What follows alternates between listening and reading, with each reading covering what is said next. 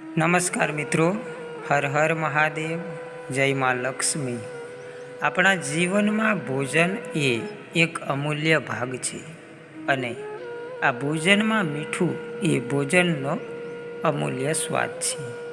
આપણા ઘરના રસોડામાં મીઠું રાખીએ છીએ, પણ આ મીઠાને યોગ્ય જગ્યા અને દિશામાં મૂકતા નથી।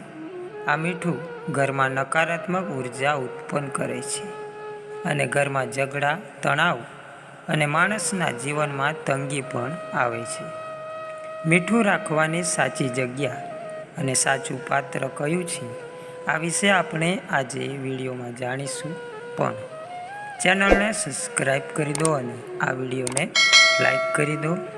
તમારા પવિત્ર હાથ અને સાચા મનથી કોમેન્ટમાં જય માં લક્ષ્મી અવશ્ય લખી દો મિત્રો। હિન્દુ સંસ્કૃતિમાં મીઠું માત્ર ખોરાકનો સ્વાદ વધારનાર તત્વ નથી, પરંતુ તે જીવનમાં સંતુલન, સકારાત્મકતા અને સમૃદ્ધિનું પ્રતીક માનવામાં આવે છે।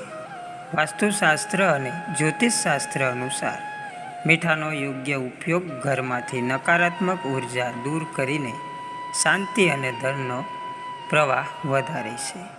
જોકે તેને અયોગ્ય રીતે સંગ્રહ કરવાથી તણાવ, આર્થિક નુકસાન અને વિવાદો થઈ શકે છે। મીઠું સંગ્રહ કરવા માટેના મહત્ત્વના નિયમો: સ્ટીલ કે લોખંડના વાસણમાં મીઠું ના રાખવું। વાસ્તુ અનુસાર મીઠું ધાતુના વાસણમાં રાખવાથી નકારાત્મક અસર પડે છે, જેનાથી ઘરમાં તણાવ, વિવાદ અને આર્થિક નુકસાન થઈ શકે છે। તેના બદલે કાચની બરણીમાં અથવા કાચના વાસણમાં મીઠું સંગ્રહ કરવું। આથી ઘરમાં શાંતિ અને સમૃદ્ધિ જળવાઈ રહે છે અને પૈસાની અછત નથી રહેતી। યોગ્ય દિશા પસંદ કરો: રસોડામાં મીઠું દક્ષિણ દિશામાં ના રાખો, કારણ કે તે અશુભ માનવામાં આવે છે। વાસ્તુ અનુસાર દક્ષિણ પૂર્વ દિશામાં મીઠું રાખવું શુભ છે। આથી પરિવારના સભ્યોનું સ્વાસ્થ્ય સારું રહે છે અને રોગોથી રાહત મળે છે।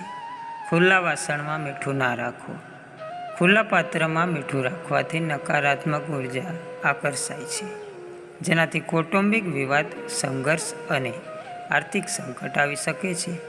હંમેશા ઢંકાયેલા અને સ્વચ્છ વાસણમાં મીઠું રાખો।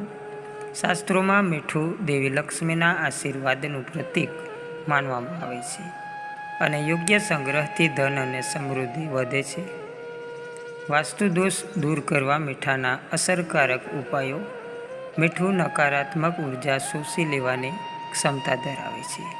અહીં કેટલાક સરળ ઉપાયો છે: સૂતા પહેલાં પાણીમાં ચપટી મીઠું નાખીને હાથ પગ ધોવાથી તણાવ દૂર થાય છે। પાણીમાં મીઠું નાખીને સ્નાન કરવાથી શરીર અને મનમાંથી નકારાત્મક ઉર્જા દૂર થાય છે। લાલ કપડામાં મીઠાનો ગઠ્ઠો બાંધીને ઘરના મુખ્ય દરવાજા પર લટકાવવાથી ખરાબ નજરથી રક્ષણ મળે છે। બીમાર વ્યક્તિના પલંગ પાસે કાચની બોટલમાં મીઠું ભરીને રાખો અને દર અઠવાડિયે બદલો। આથી સ્વાસ્થ્યમાં સુધારો થઈ શકે છે। ઘરમાં વાસ્તુ દોષ હોય તો બાથરૂમ અથવા ખૂણામાં કાચના બાઉલમાં મીઠું રાખો અને નિયમિત બદલતા રહો।